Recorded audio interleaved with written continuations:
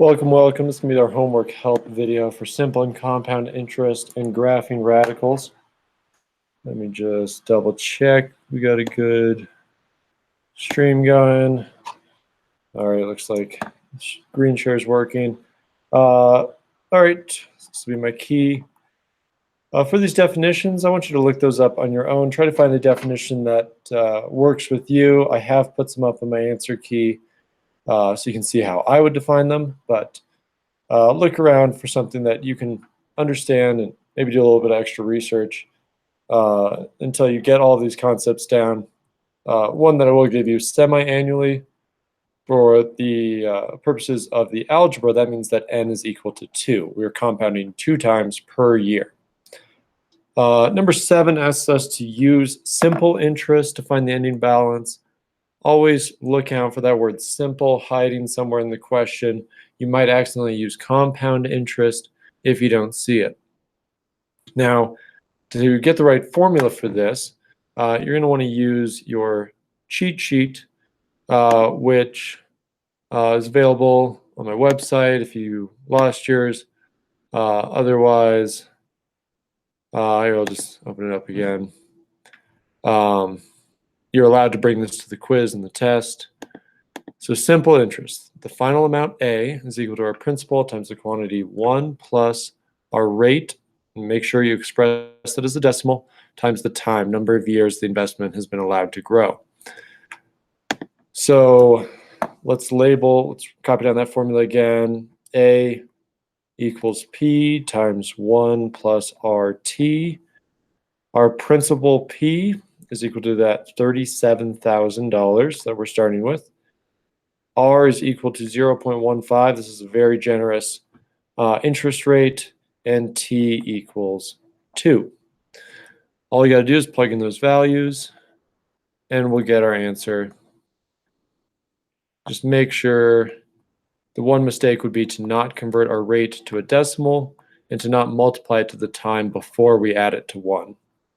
All right, because simple interest just says 15% for 2 years. Well, that's basically like getting 30% one time. So that's why we multiply it there. Now, there are such things as simple interest loans. And the reason a bank would want to do that is because then you're paying the interest on the original amount each year and not the reduced amount, assuming that you're paying off your loan. So watch out for that. If you're taking out a loan, maybe try to avoid simple interest loans. This value here, 48,100. 48,100. Okay.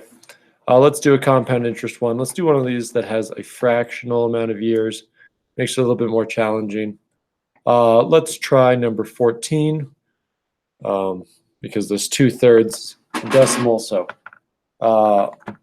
again, okay, so we want a different formula this time. Let's go check in on which formula we want. It's compound interest, so it's this one here.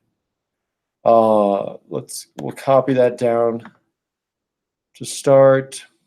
Our final amount A is equal to our principal times 1 plus the rate divided by the compounding periods, all raised to the power of n times t. All right, let's label what we've got. Our principal, 45,800. Our rate expressed as a decimal. Let me show how to convert that to a decimal if you need to. 1.8%. If I'm converting to a decimal, I want to move that decimal place 2 times, meaning that that's equal to 0.018. And then time t, 1 2/3 years. I want to convert that to an improper fraction, make it 5/3 years. And n compounding periods is 12 per year. So it's always per year. You get a very close answer to the right answer if you mess up the n. That's because this converges pretty quickly. And compounding, 12 times versus 20 times per year is only about $1 different. All right, so our final amount A equals 45,800. times 1 plus 0.018 divided by 12, all to the power of 12 times 5/3. That's going to be the same as 20. Plug that into our calculator, see what we get. 45,800. 1 plus 0.018 divided by 12, all to the power 20. 47,193.76 if you're rounding up. Most banks will round down, even if that's the closer number. Let's see what they did. They rounded up. So I know it's a penny's difference, but it depends on your bank whether they're going to round that up or down. For quizzes and tests, just round to the nearest penny. But I'll try to make it the multiple choice, not just a penny different. There'll be several dollars different. All right, let's go on to some graphing problems. Going to do one exponential growth, one exponential decay. Looking at number, I guess 16 looks maybe to be a little bit harder, a bit bigger numbers, so we'll do that. Notice there's a k value. We don't see this very often, but it gives us a good example of a horizontal asymptote. Here our k value is equal to 2. And our horizontal asymptote is always at y equals k. So y equals 2 is going to be our horizontal asymptote, HA. So this is the value we're going to be approaching on one side of our graph. Let me dot in a horizontal line at 2. So normally it's 0, unless you see a plus or a minus at the very end. Then the horizontal asymptote's at that value there. All right, we can think of this horizontal asymptote as a table that Alice is standing on top of. And how tall is Alice? Alice is 8 feet tall. It's always our A value. If she's standing on top of a 2-foot tall table, then she's 10 feet tall, or 10 feet above the ground. And then, one second, no, I just mislabeled my A value. That's 8 is my B value. Alice is 1/4 foot tall. A equals 1/4. So standing on top of the table, she's at 2 1/4. That gives us our y-intercept of 2.25. All right, 8 is our B value. That's our growth factor. That means the cake she's eating is really strong. It makes her 8 times as tall each ounce she eats. So she's 1/4 of a foot tall, but 1/4 times 8 is 2. She's standing on top of a 2-foot tall table, so now she's 4 feet above the ground. Now that she's 2 times 8 is 16. Again, standing on top of that 2-foot tall table.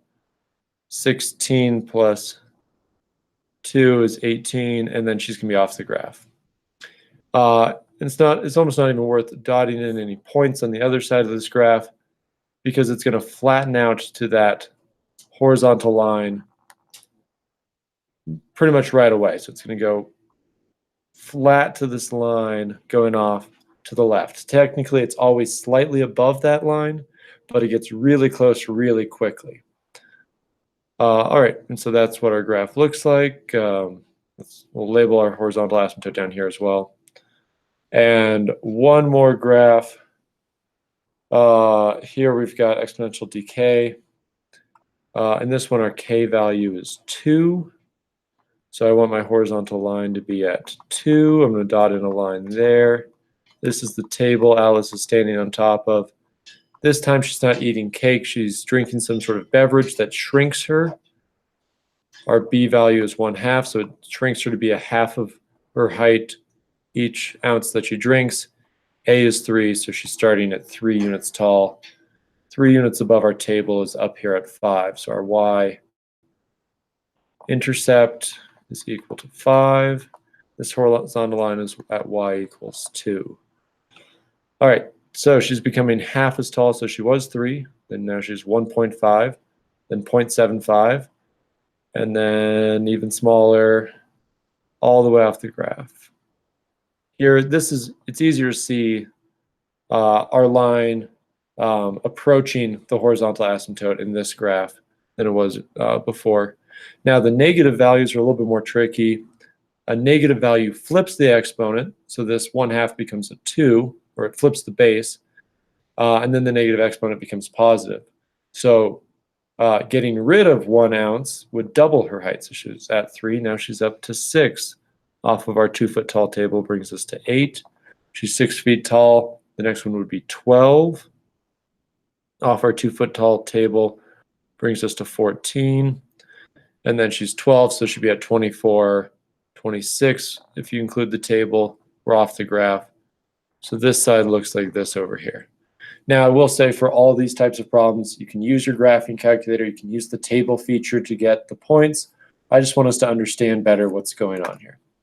All right, so I think we'll wrap that up for this homework help video. Good luck studying. See you in class.